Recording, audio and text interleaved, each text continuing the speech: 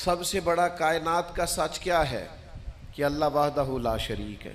ये कायनात की सबसे बड़ी सदाकत है, सबसे बड़ी हकीकत है, सबसे बड़ा कायनात का ये ज़ाब्ता है कि इस मखलूक का खालिक मालिक राज़िक अल्लाह है। लेकिन अल्लाह कहता है उदऊ इला सबील रब्बिका बिल हिक्मा, किसी को अल्लाह की तरफ भी बुलाओ ना तो हिकमत के साथ बुलाओ। अल्लाह के रास्ते की भी दावत दो तो दानाई के साथ दो। लोगों को अल्लाह की जानिब भी बुलाओ तो तुम मामला फहम बन के बुलाओ। अगर हम दानाई छोड़ देंगे तो बाज़ौक़ात बात ठीक भी होगी तो वो नतीजा खेज साबित नहीं होगी। वो किसी ने कहा था बात अगरचे बेसलीका हो कलीम, पर बात करने को सलीका चाहिए। आप सलीके से बात करें, मामला फिर देखें ना। नबी पाक सल्लल्लाहु अलैहि वसल्लम ने फरमाया अपनी औलाद की भी इज्जत करो।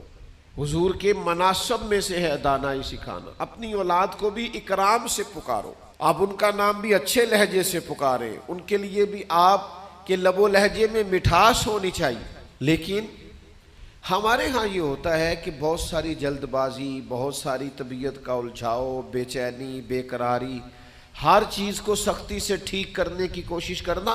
होती हैं बाज़ चीज़ें भी सख्ती से ठीक, लेकिन सारी चीज़ें सख्ती से ठीक नहीं होती। आप निहायत मामला फहमी के साथ, निहायत तदब्बुर के साथ हुजूर लोगों को दीन की तरफ बुलाते तो बड़े कमाल अंदाज में सरकार दावत देते, अल्लाह का पैगाम देते तो उसमें इतनी मिठास होती कि दिलों में बात घर कर जाती।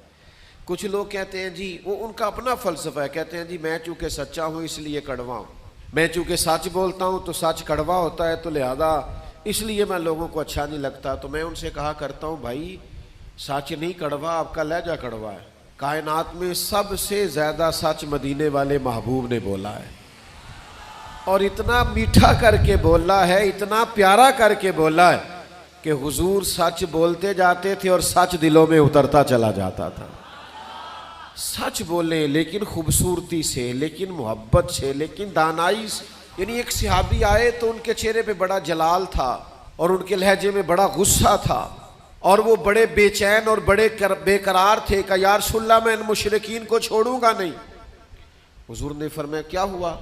या रसूलल्लाह वो आपका नाम बिगाड़ बिगाड़ के लेते, वो बिगाड़ के नाम लेते हैं इसलिए कि वो कहते हैं अगर हम मोहम्मद मान लें तो मोहम्मद सल्लल्लाहु ताला अलैहि वसल्लम का तो मान है जिसकी बार बार तारीफ की जाए।